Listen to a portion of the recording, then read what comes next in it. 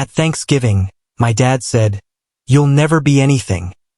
So I told him I owned the company that just bought his, and the whole room went silent. So, hey, Reddit, I'm Eli Rivers, 27, and this all went down just 3 days ago. Family Thanksgivings have always been tense. Ever since I said no to my dad's offer for an internship at his logistics firm, basically doing grunt work, he's made it his mission to remind me that I'm the family screw-up. One time he said, "You're wasting your potential." And another year, he asked, "Still on that startup thing?" Yeah, I'm still working on that, but it's not a startup anymore, and he has no idea. Let me back up a bit. Growing up, I was the odd one out. I taught myself coding when I was 12, built my first app at 15, and was obsessed with AI way before it went mainstream. Meanwhile, my dad runs a traditional logistics company and thinks anything beyond Excel is overkill. We've never really clicked. At 20, I dropped out of college to work on a machine learning model for dynamic fleet routing. My dad said, "No one's going to trust a dropout with trucks." I was living on ramen, taking freelance gigs just to make ends meet, and I got laughed out of countless VC meetings, but I kept pushing. Eventually, a small regional carrier took a chance on me. My model cut their delivery fuel costs by 18% in just 6 months. Word spread, deals started coming in, I built a team, and we grew. Investors noticed, and last month we quietly acquired a logistics company to extend our network. And yeah, it was his, or at least part of it, bundled with a few others. He hasn't caught on yet. Fast forward to this Thanksgiving. The whole family was crammed into the dining room. The turkey wasn't great, the wine was flowing, and my dad was in his usual loud spotlight.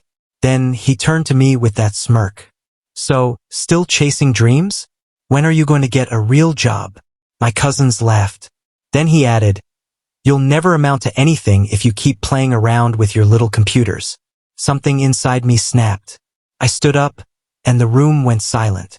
I looked straight at him and said, "Good thing I don't need you because the company that just bought yours? That's mine." His fork dropped again. Someone gasped, and my aunt spilled her wine. After that, nothing was said. I just walked out. That night, I switched my phone off. I needed some peace. The next morning, at 8:14 a.m., I woke up to 5 missed calls from my dad and 2 texts saying, "Eli, we need to talk. Please don't do something stupid with the business." No inquiries about how I was doing or what I meant about owning the company, just that. I took a long shower, brewed some coffee, and called him back around 9. He answered right away. "Is this a joke?" "Nope," I told him. "Check the holding structure on the acquisition paperwork. Westbourne Group. That's us." Silence followed.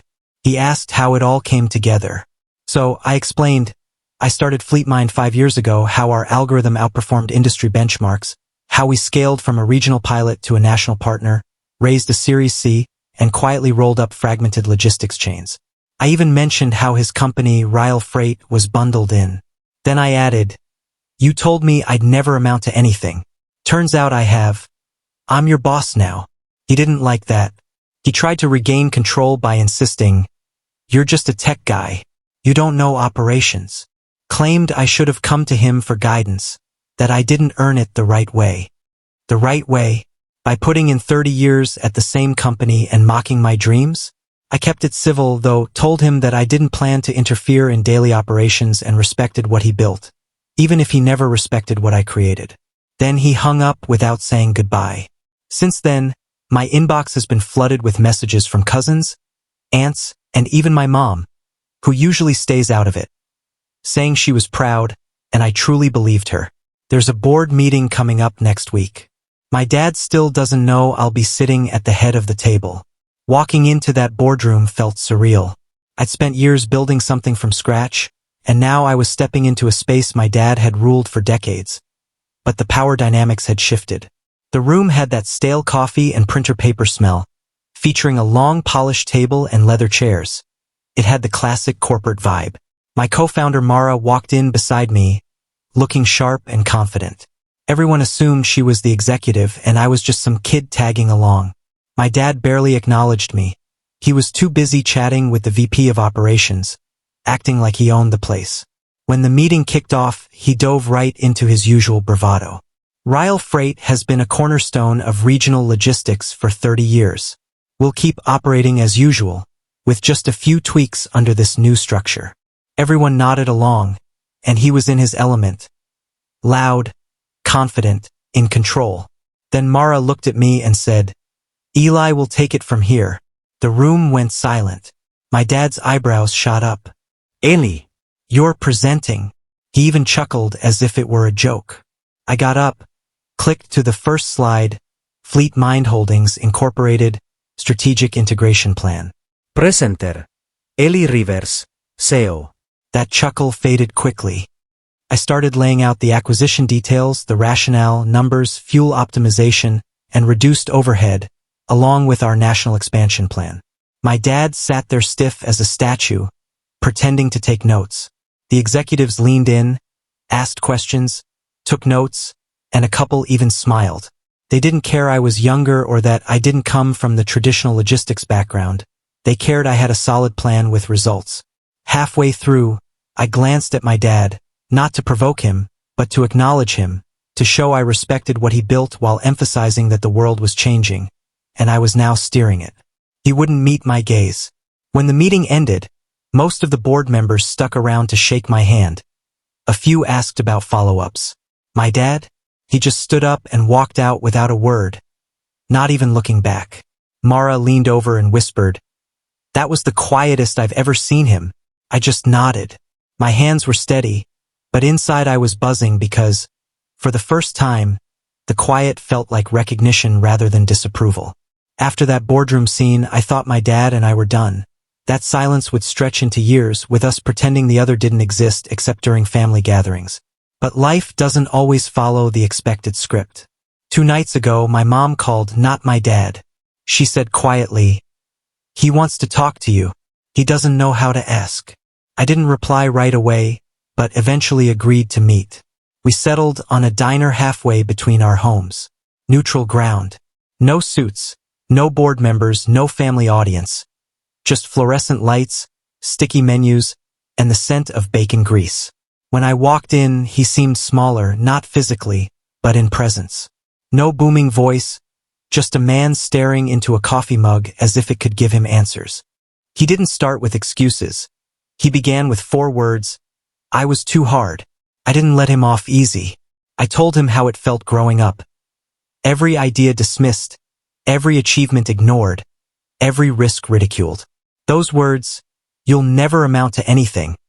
That wasn't tough love. They were shackles I had to shatter myself. He really listened, no interruptions, no defensiveness, just listening. That was different.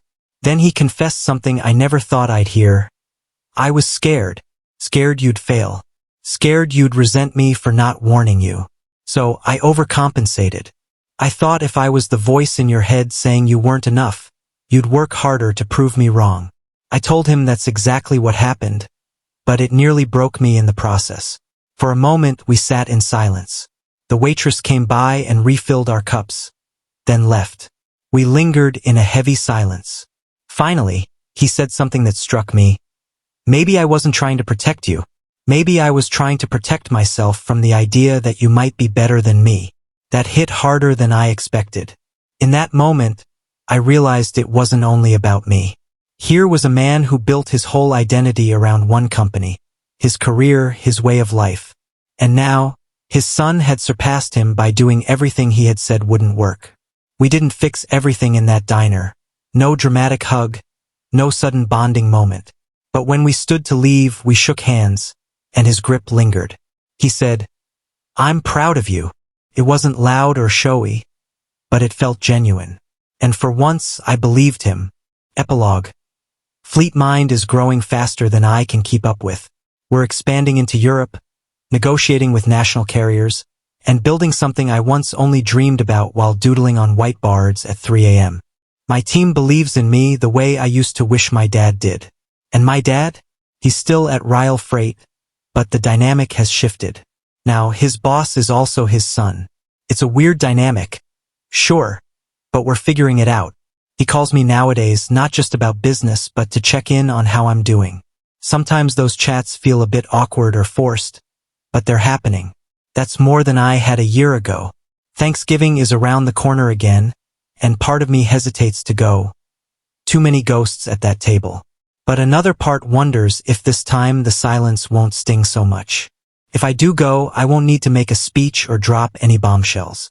I'll just sit down, pass the mashed potatoes, and let my presence say it all. Because the truth is, the real victory wasn't just buying his company. The real victory was proving to both of us that I was always more than what he saw.